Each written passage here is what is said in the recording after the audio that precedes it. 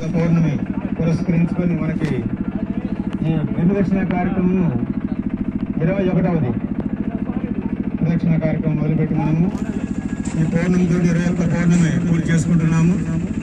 అలాగనే ఈ యొక్క ప్రదక్షిణ కార్యక్రమంలో పాల్గొన్న అందరికీ కూడా ఆ స్వామివారి యొక్క శుభాశీస్సులు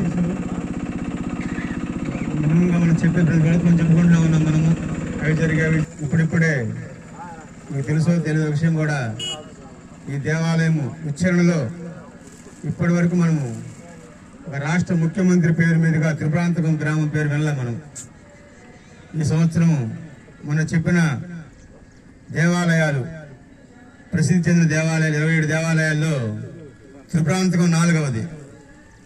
అది చెప్పగానే అందరం కూడా ఎంతో సంతోషపడ్డాం.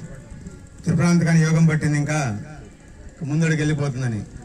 ఇదంతా కూడా మేమనుకున్న అయితే మాత్రము ప్రదక్షిణ ఈ పౌర్ణమి కార్యక్రమం ప్రభావం ఏమో అనుకుంటున్నాం. మేమందరం కూడా 27 ప్రసిద్ధ దేవాలయాల్లో త్రిపురాంతకం 4వ పేరు చెప్పాడు. సంతోషపడ్డాం అందరం కూడా.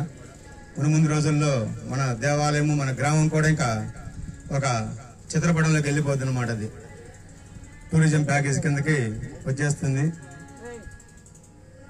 భగవంతుడికి భక్తుడికి తక్కువ సంఖ్యలో ఉంటే 4 అడుగులు 3 అడుగుల్లో పోయి దండం పెట్టుకుంటాము.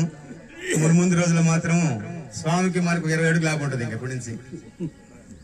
ఎందుకంటే పెద్ద పెద్ద సంస్థలకు దేవాలయాలు వెళ్ళిపోయినప్పుడు క్యూ లైన్లు పెరుగుతాయి, ఆ యొక్క దూరం పెరిగిపోతుంది.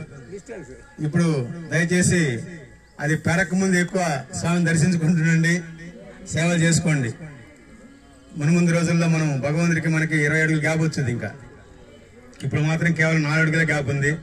తర్వాత ముందాక వెళ్ళిపోతున్నాం మనం. ప్రస్తుతానికి అయితే మాత్రం ఈ పౌర్ణమాలు పూర్తి అయ్యేదాకా కూడా మనం అదే కోరుకుందాము, అక్కడ దగ్గరికి వెళ్ళాలని కోరుకుంటున్నాము. అలాగనే ఓం నమః శివాయ.